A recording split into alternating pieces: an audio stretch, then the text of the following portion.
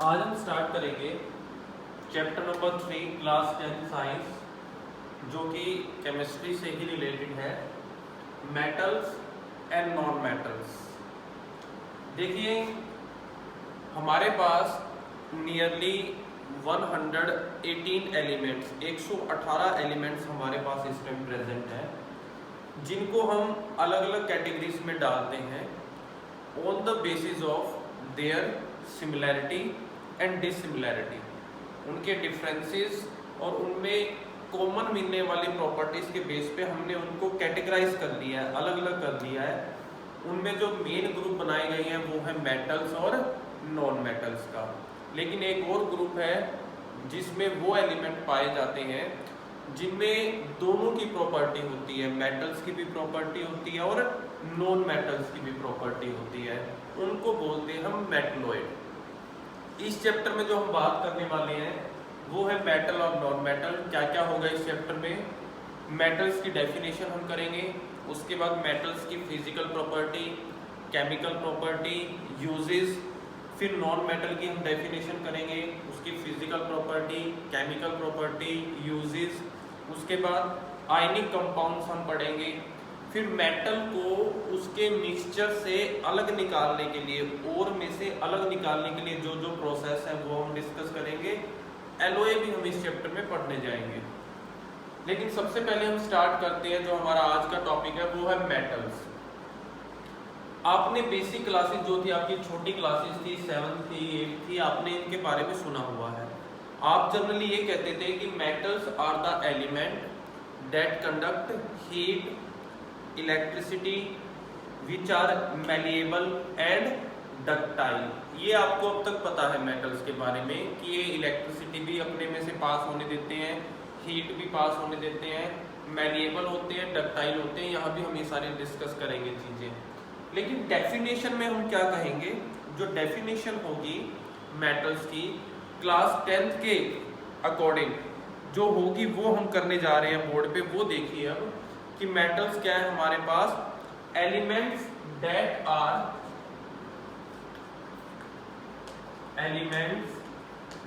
Are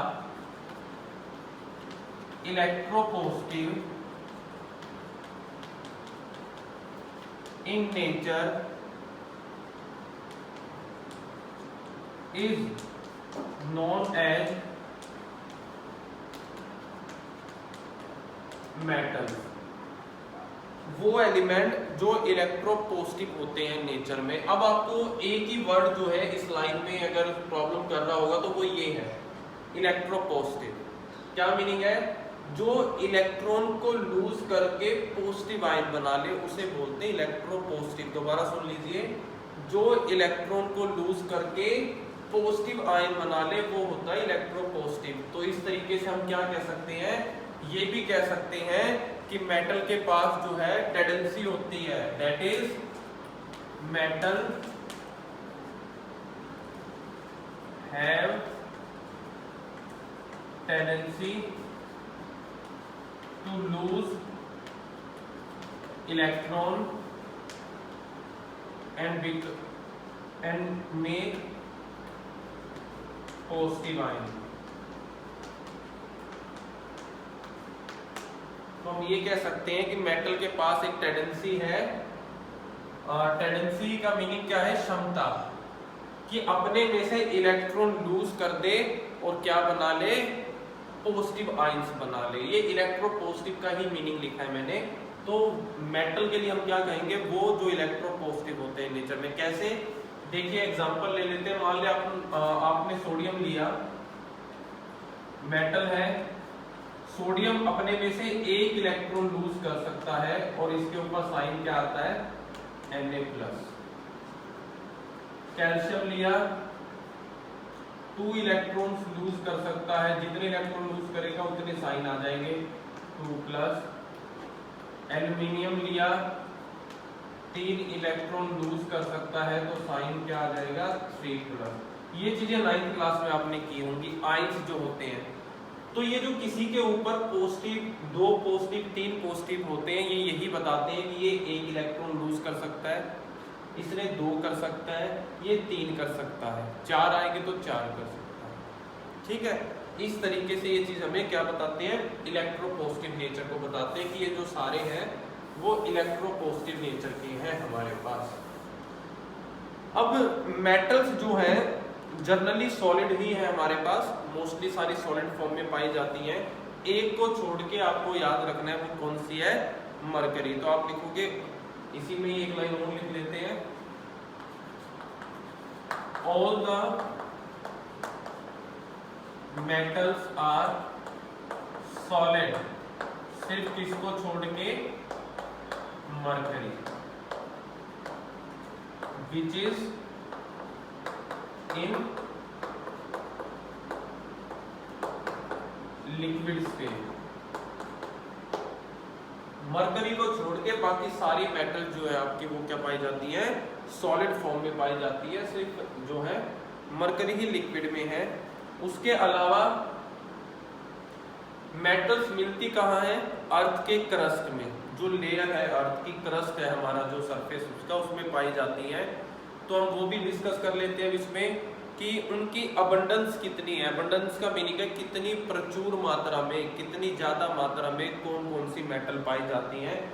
तो जो सबसे ज्यादा अबंडेंट मेटल है, most abundant, the most abundant metal in earth crust is, कौन सी है वो जो सबसे ज्यादा पाई जाती है, वो है एल्यूमिनियम। एल्यूमिनियम जो है हमारे पास सबसे ज्यादा पाई जाती है। और अगर आपको जो है इसका परसेंटेज भी देखना है तो ये है हमारे पास 7%, अर्थ क्रस्ट में 7% एल्यूमिनियम है। उसके बाद सेकंड अबंडेंट मेटल जो है अर्थ क्रस्ट की, वो है हमारे पास आयरन, 4% ये पाया जाता है। उसके बाद हमारे पास आयरन आएगा जो सबसे ज्यादा मिलता है। इसके बाद अगर आप डिक्रीजिंग ऑर्डर में जाओ तो कैल्शियम है, कैल्शियम के बाद हमारे पास सोडियम है, पोटाशियम है,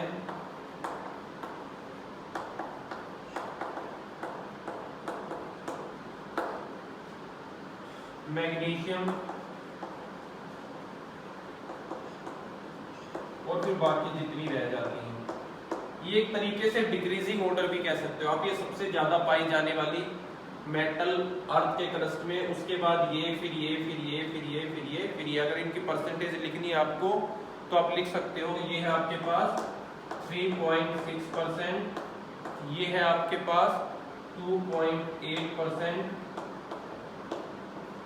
2.6%, एंड पोटाशियम इज 2.1%, और जो अदर्स है ये सारी 0.8% में आ जाती है।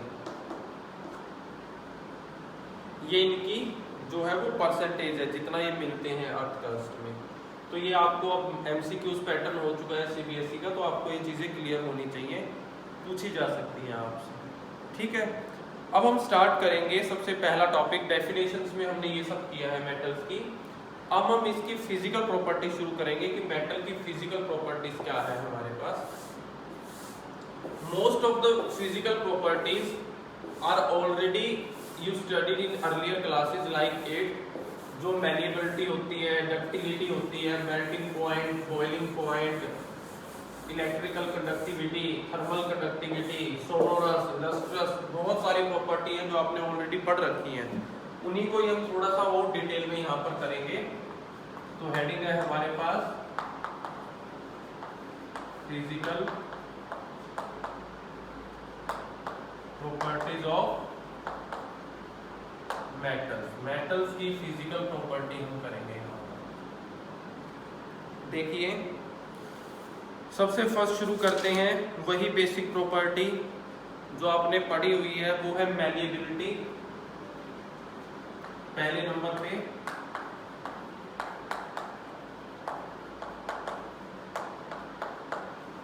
क्या मीनिंग होता है मैलिएबिलिटी का, कि जब किसी मेटल को फोर्स लगा के या किसी चीज के साथ प्रेशर कर करके किस में कन्वर्ट कर दें, शीट में कन्वर्ट कर दें। मेटल की वो प्रॉपर्टी जिसकी वजह से वो किस में इजीली कन्वर्ट हो जाती है, शीट में कन्वर्ट हो जाती है, उसे हम क्या बोलते हैं, उसे हम मैलिएबिलिटी बोलते हैं। तो लिख लेते हैं, it is the property of metal, it is the property of metal due to which it can be beaten, यानी कि फोर्स लगा के beaten into sheets, शीट में जिनको कन्वर्ट किया जा सकता है, पतली शीट्स में beaten into thin sheets। ये है मैलिएबिलिटी। मेटल पे फोर्स लगा के उसको बीट करके हथौड़े के साथ या किसी भी चीज के साथ जब उसको किस में कन्वर्ट कर देते हैं, हम शीट में कन्वर्ट कर देते हैं। सबसे ज्यादा जो मैलिएबल मेटल है हमारे पास वो है गोल्ड और सिल्वर। आपको याद रखना है, gold and silver are the most malleable metals. ये सबसे ज्यादा हमारे पास मैलिएबल मेटल है। स्पेलिंग थोड़ी सी,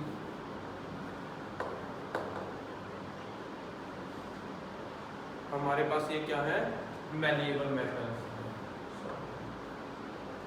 लेकिन इनके अलावा भी हमारे पास मैलिएबल मेटल है जिनको शीट में कन्वर्ट करते हैं। जैसे आपके पास एल्यूमिनियम है, आप देखते हो एल्यूमिनियम का जो वर्क आपने देखा है, पैकिंग मटेरियल के लिए आप एल्यूमिनियम फॉइल यूज करते हो, और भी बड़ी सारी चीजें हैं जहां पर इसको यूज किया जाता है एज अ, जैसे उसमें भी हम यूज करते हैं जो आपका सिगरेट्स वगैरह बनती हैं, या मेडिसिन के ऊपर जो पैकिंग की जाती है, बिस्किट्स के ऊपर पैकिंग की जाती है, वो भी सारी क्या होती है, एल्यूमिनियम की बनी होती है। तो गोल्ड और सिल्वर का तो यूज होता ही होता है। इसके अलावा एल्यूमिनियम भी जो है वो एक अच्छी मैलिएबल मेटल है हमारे पास। दूसरी जो प्रॉपर्टी है आपके पास वो है ductility.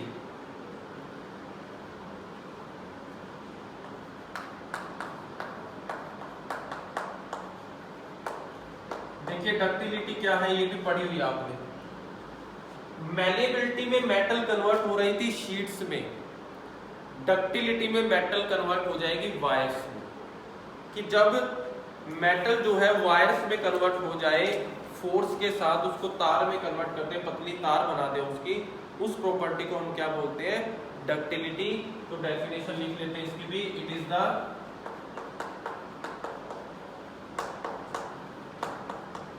The property of metal due to which, जिसकी वजह से क्या किया जा सकता है, it can be drawn into, it can be drawn into wire, उसकी तार बनाई जा सकती है। इसको बोलते हैं डक्टिलिटी।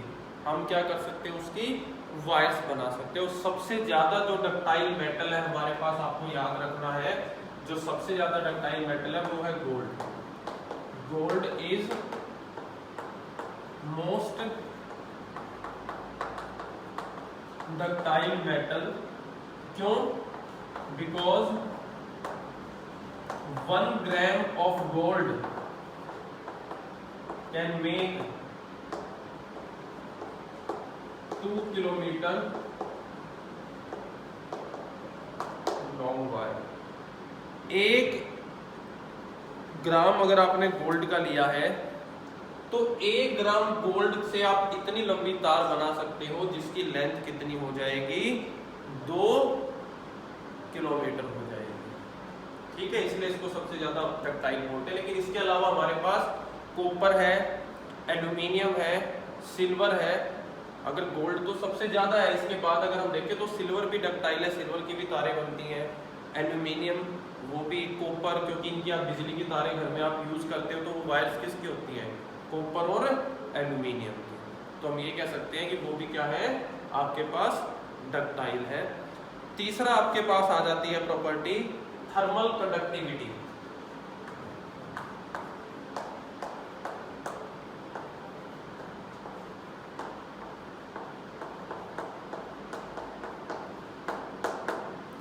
थर्मल कंडक्टिविटी देखिए, थर्मल का मीनिंग होता है हीट, यानी कि ये बताना कि मेटल जो है वो गुड कंडक्टर है हीट के या फिर बैड कंडक्टर है। और आपको क्या पता है, क्या पढ़ा आपने कि metals are good conductor of heat, metals are good conductor of heat. क्यों? क्योंकि ये अपने में से हीट को पास होने देते हैं, because they allow to pass heat through them. वो अपने में से क्या होने देते हैं, हीट को इजिली पार होने देते हैं। इसलिए हमने क्या कहा है कि वो क्या है, हमारे पास गुड कंडक्टर है। जो सबसे बेस्ट हमारे पास थर्मल कंडक्टिविटी को शो करता है, सबसे बेस्ट कंडक्टर है हीट का, वो क्या है हमारे पास, याद रखना। ये 1 मार्क्स के क्वेश्चन है जो साथ में बताए जाते हैं कौन सी मेटल ऐसी प्रॉपर्टी सबसे ज्यादा शो करती है। तो गुड कंडक्टर ऑफ हीट जो सबसे ज्यादा है वो है silver. Silver is the best conductor of heat. Silver सबसे अच्छा कंडक्टर है हमारे पास हीट का। लेकिन इसके अलावा कॉपर भी है, एल्यूमिनियम भी है, जिनके बर्तन बनाए जाते हैं। बर्तन इसलिए तो बनाते हैं, देखो बर्तन किसके होते हैं, आप घर में यूज करते हो कॉपर और एल्यूमिनियम के। क्यों? क्यों जैसे ही आप उनको गैस पे रखोगे, गर्म करोगे, बड़ी जल्दी गर्म होके खाने में हीट आगे जो है वो क्या कर देते हैं, पास कर देते हैं। इसलिए हम उनको भी क्या बोलते हैं, गुड कंडक्टर बोलते हैं। लेकिन कुछ बैड कंडक्टर भी है हमारे पास, वो भी आपको पता होने चाहिए। जो बैड कंडक्टर है वो है हमारे पास lead and mercury. Lead and mercury are the bad conductor of heat, क्योंकि ये अपने में से क्या नहीं पास होने देते, हीट पास होने नहीं देते। तो ये जो आपके साथ बेस्ट कंडक्टर, बैड कंडक्टर जो है, ये चीजें आपको याद रखनी है, ये आपको फायदेमंद है, पूछी जाएंगे एग्जाम में। नेक्स्ट प्रॉपर्टी है आपके पास इलेक्ट्रिकल कंडक्टिविटी। इलेक्ट्रिकल कंडक्टिविटी, यहां हमारा मीनिंग है किससे, करंट पास करवाने से। थर्मल कंडक्टिविटी में हीट पास करानी थी, इलेक्ट्रिकल कंडक्टिविटी का मीनिंग है कि मेटल जो है इलेक्ट्रिसिटी का गुड कंडक्टर है या बैड। ये भी आपको पता है कि metals are good conductor of electricity. Metals are good conductor of electricity. क्यों है गुड कंडक्टर? क्योंकि अपने में से इलेक्ट्रिसिटी को पास होने देते हैं। दे अलो इलेक्ट्रिक करंट, यानी कि इलेक्ट्रिसिटी का मीनिंग है electric current. They allow electric current to pass through them. अपने में से वो इजीली क्या होने देते हैं, उनको पास होने दे देते हैं। इसलिए हमने क्या बोला, उनको गुड कंडक्टर बोला है। सबसे यहाँ पे भी वही क्वेश्चन, फिर सबसे बेस्ट कंडक्टर कौन है आपके पास, तो वो भी आपको बात याद रखनी है कि इलेक्ट्रिक करंट के लिए भी जो सबसे बेस्ट कंडक्टर है वो क्या है, silver. Silver is the best conductor of electricity. Electricity का वो सबसे क्या है, बेस्ट कंडक्टर है हमारे पास। लेकिन इसके अलावा भी कॉपर है, एल्यूमिनियम है। जो तारे आपके घर में आते हैं उन तारों में भी तो इलेक्ट्रिसिटी आती है, तो वो भी तो इलेक्ट्रिसिटी को अपने में से पास होने दे रहे हैं। तो वो भी हमारे पास एक क्वेश्चन और भी पूछा जाता है इससे रिलेटेड कि अगर सिल्वर ही सबसे बेस्ट कंडक्टर है तो फिर हम घरों में एल्यूमिनियम और कॉपर की तारें क्यों यूज करते हैं, सिल्वर की क्यों नहीं कर सकते। तो क्वेश्चन तो ठीक है, आप सिल्वर की वायर यूज कर सकते हो, लेकिन उसके लिए आपकी जेब भारी होनी चाहिए, आपके पास पैसा होना चाहिए। क्योंकि सिल्वर का जो प्राइस है वो कॉपर और एल्यूमिनियम के कंपैरिजन में बहुत ज़्यादा है। तो अगर सिल्वर की तारें पूरे घर में करवाओगे तो बहुत ज़्यादा खर्चा आने वाला है। तो अगर आपकी जेब अफोर्ड कर रही है तो फिर तो कर सकते हो, अदरवाइज तो फिर क्या होता है, किसकी तारें यूज़ करते हैं हम, कॉपर और एल्यूमिनियम की ही तारें यूज की जाती हैं। लेकिन आपने ध्यान दिया हो उन वायर्स के ऊपर जो आपके घर में तारें लगी होती हैं उनके ऊपर एक प्लास्टिक की लेयर चढ़ी होती है। इसलिए क्योंकि प्लास्टिक इंसुलेटर होता है, वो अपने में से इलेक्ट्रिसिटी पास नहीं होने देता। आपने वायर को हाथ में पकड़ लिया तो आपको करंट ना लगे, इस वजह से उसके ऊपर क्या लगाया गया है, वो प्लास्टिक की लेयर लगाई गई है। वो भी हम पढ़ लेते हैं कि इलेक्ट्रिक वायर हैव, इसी में लिख लेते हैं किस चीज का होता है, वो प्लास्टिक का जो कवर होता है वो पीवीसी की होती है, पॉलीविनाइल क्लोराइड, वो आपको पता होना चाहिए, लिख देते हैं, याद रहेगा आपको। The wires carrying current are covered by a insulating material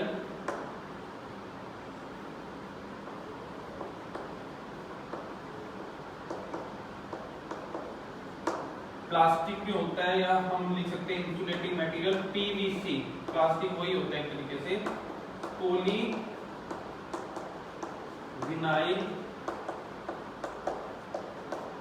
chloride, ये है नाम उसका जी, पॉलीविनाइल क्लोराइड, जो कि क्या है, इंसुलेटर है, जिसकी वजह से फिर आपको करंट नहीं लगता। ठीक है, ये है इलेक्ट्रिकल कंडक्टिविटी। 4 प्रॉपर्टीज हमारे पास होती है। नेक्स्ट प्रॉपर्टीज करते हैं अब हम। कुछ चीजें आपको पहले से पता होंगी, सुन रखी होंगी, कुछ आपको अब पता लगेंगी, लेकिन जो भी है आपको सारी चीजें याद रखनी है, क्योंकि अब ये चैप्टर आपके पास as compare to your basic classes 8th 7th 9th जो भी आपने किया है इनके बारे में, उससे ज्यादा डिटेल में अब आपके पास है। नेक्स्ट प्रॉपर्टी है हमारे पास मेटेलिक लस्टर। 5th प्रॉपर्टी है मेटेलिक लस्टर। ये भी आपने किया होगा। लस्टर का मीनिंग होता है चमक। हम लिख भी सकते हैं the property of a metal having a shining surface, the property of a metal having a shining surface is called metallic luster।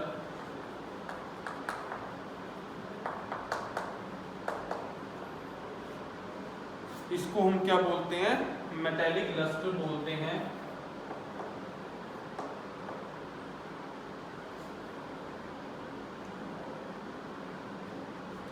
जो मेटल्स होती हैं वो जनरली शाइन करती ही करती हैं।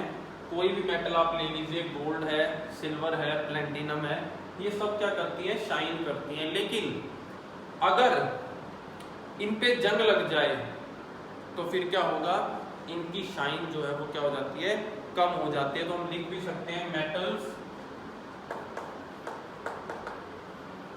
लूज देयर शाइन व्हेन, कैसे लगता है जंग, जब comes contact air and water etcetera, moisture के कांटेक्ट में आने से क्या हो जाता है, जो है उन पे उनकी शाइन जो है वो धीरे धीरे कम होनी शुरू हो जाती है। और हम लिख भी सकते हैं कौन कौन सी मेटल जो है लस्ट्रस है, तो आंसर में आप लिख भी सकते हो गोल्ड है, silver etcetera are metals having shining surface, इनके पास क्या है, शाइनिंग सरफेस है। ठीक है, फिर आती है प्रॉपर्टी नेक्स्ट हमारे पास जो प्रॉपर्टी है वो है 6th नंबर पे हार्डनेस। नेक्स्ट प्रॉपर्टी जो है वो हार्डनेस है। हार्ड का मीनिंग होता है कि मजबूत, सॉलिड है, लिक्विड है, गैस है, उसके हिसाब से आप मजबूती पता करते हो। जैसे आपने 9th में किया होगा कि सॉलिड में पार्टिकल्स बहुत पास पास होते हैं, इसलिए वो ज़्यादा हार्ड होंगी। लिक्विड में पार्टिकल दूर होना शुरू हो जाते हैं और गैसेज में पार्टिकल और ज़्यादा दूर हो जाते हैं। तो जनरली जो है देखिए मोस्ट ऑफ द मेटल्स हमारे पास क्या है, हार्ड ही है, सिर्फ किसको छोड़ के, सोडियम और पोटाशियम को छोड़ के। पहले भी किया होगा आपने, most of the metals are hard except sodium and potassium. इनको चाकू से भी सिंपल काटा जा सकता है, which can easily cut by a knife। ये इतनी सॉफ्ट हैं कि इनको तो हम इजीली किसके साथ कट कर सकते हैं, चाकू के साथ भी जो है वो कट कर सकते हैं। लेकिन मोस्टली जो होती हैं वो सारी क्या होती हैं, सॉलिड पाई जाती हैं। हार्डनेस के अंदर ही हम वो चीज लिख लेते हैं जो हमने डेफिनेशन में लिखी थी। हार्डनेस का मीनिंग सॉलिड से भी है, most of the metals are hard, और दोबारा लिख लेते हैं, most of the metals are solid. Solid भी सारी होती है, देखो सॉलिड तो ये भी है लेकिन ये सॉफ्ट है, ये सॉफ्ट है। बाकी लिक्विड जो सॉलिड नहीं है वो सिर्फ एक ही है, वो पहले भी डिस्कस किया मैंने, metals are solid except mercury, क्योंकि मरकरी क्या है, लिक्विड फॉर्म में पाई जाती है। हार्डनेस का मीनिंग है कि सॉलिड सारे हार्ड होते हैं, दो सॉलिड हार्ड नहीं मिलेंगे मेटल के, सोडियम और पोटाशियम के, लेकिन सारे सॉलिड फॉर्म में पाए जाते हैं। कोई और सॉलिड के अलावा भी अगर है तो वो क्या है, मरकरी है। तो ये दोनों चीजें आपको माइंड में क्लियर होनी चाहिए। उसके बाद आता है melting point and boiling point.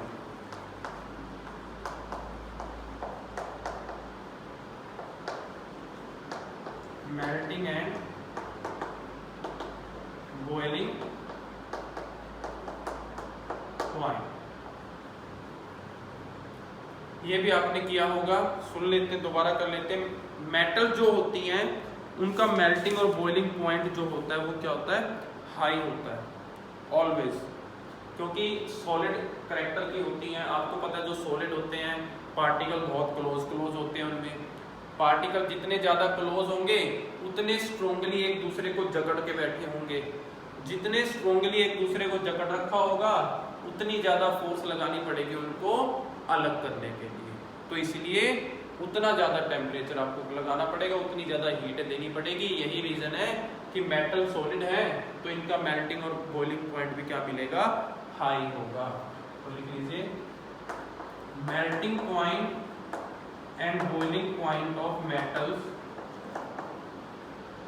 Are high. Melting और बॉइलिंग पॉइंट क्या होते हैं मेटल्स के, हाई होते हैं, बिकॉज अट्रैक्टिव फोर्स बहुत स्ट्रॉन्ग होती है। पार्टिकल टू पार्टिकल जो बाइंड करने की फोर्स है, अट्रैक्टिव फोर्स है, वो बहुत स्ट्रॉन्ग होती है। Because attractive force between particles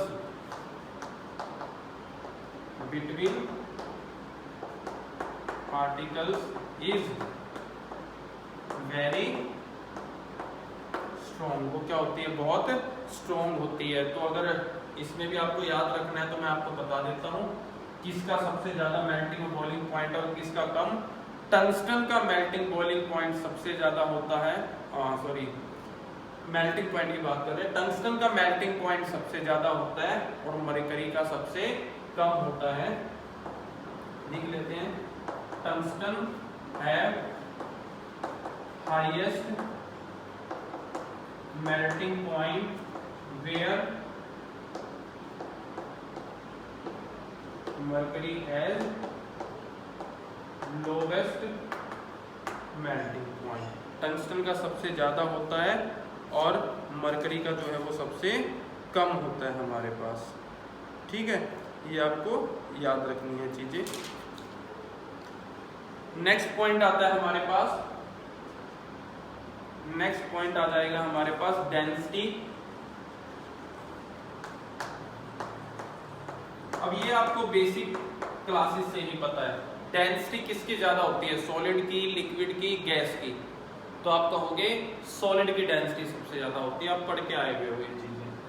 अब मेटल्स क्या है, मेटल्स तो सॉलिड है, और अगर सॉलिड की डेंसिटी ज्यादा होती है तो फिर मेटल की भी डेंसिटी क्या होगी, ज्यादा होगी। तो आप क्या लिखोगे, मेटल्स हैव हाई डेंसिटी। क्यों, क्योंकि वो सॉलिड है और वो क्या है, हार्ड है। तो आप लिखते हो metals have high density. Metal की डेंसिटी क्या होती है, हाई होती है, क्योंकि वो सॉलिड पाए जाते हैं। और अगर आपको लिखना भी है आंसर में तो अगर एग्जांपल देना है तो जैसे आपने सॉलिड किसको बोला यहाँ पे, सोडियम पोटेशियम को, तो आपने सॉलिड हार्ड नहीं बोला। हार्ड में हम एग्जांपल अगर आयरन का लें तो डेंसिटी ऑफ आयरन क्या हो जाएगी आपके पास, डेंसिटी ऑफ आयरन इज 7.8, ये आपके पास ग्राम पर centimetre cube. Mass by volume gram पर सेंटीमीटर क्यूब डेंसिटी दिखाता है, ये है आयरन की, क्योंकि वो सॉलिड है, हार्ड है। वहीं अगर आप सॉफ्ट की बात करोगे जो इतने हार्ड नहीं होते जैसे सोडियम और पोटेशियम थे, तो मैं बता देता हूं आपको क्या कितनी डेंसिटी होगी वहां पर। सोडियम हैव डेंसिटी, सोडियम की जो डेंसिटी है, हैव डेंसिटी 0.97 ग्राम पर centimetre cube, where potassium have density, जो पोटासियम की वैल्यू है वो रहेगी आपके पास 0.86 ग्राम सेंटीमीटर क्यूब, ये पोटासियम की है, देख लीजिए। तो जो सॉफ्ट है उनकी डेंसिटी कम है, जो हार्ड होते हैं उनकी डेंसिटी ज्यादा है, क्योंकि डेंसिटी जो है हार्डनेस से बताती है आपका, ये बताती है कि कौन कितना सॉलिड है हमारे पास। अभी भी हमारे पास फिजिकल प्रॉपर्टी और बच जाती है लास्ट, वो क्या है, सोलरिटी, उसको भी कर लेते हैं। पढ़ी होगी आपने वो भी पहले कि जो मेटल्स होती हैं अगर उन पर थोड़ा सा भी हम किसी चीज के साथ चोट मारे, स्ट्राइक करें, तो वो क्या पैदा करती है, वो आवाज पैदा करती है, साउंड पैदा करती है। और इस प्रॉपर्टी को हम क्या बोलते हैं, इस प्रॉपर्टी को हम बोलते हैं सोनोरिटी। तो वो भी लिख लेते हैं।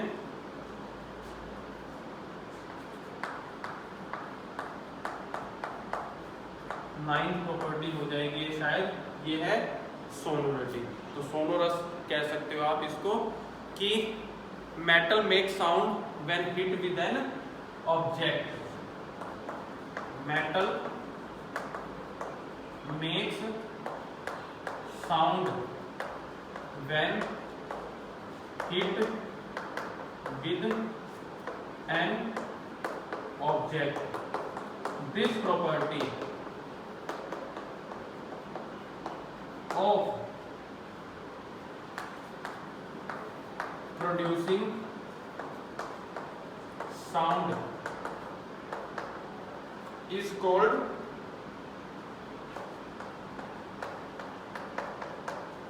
sonority।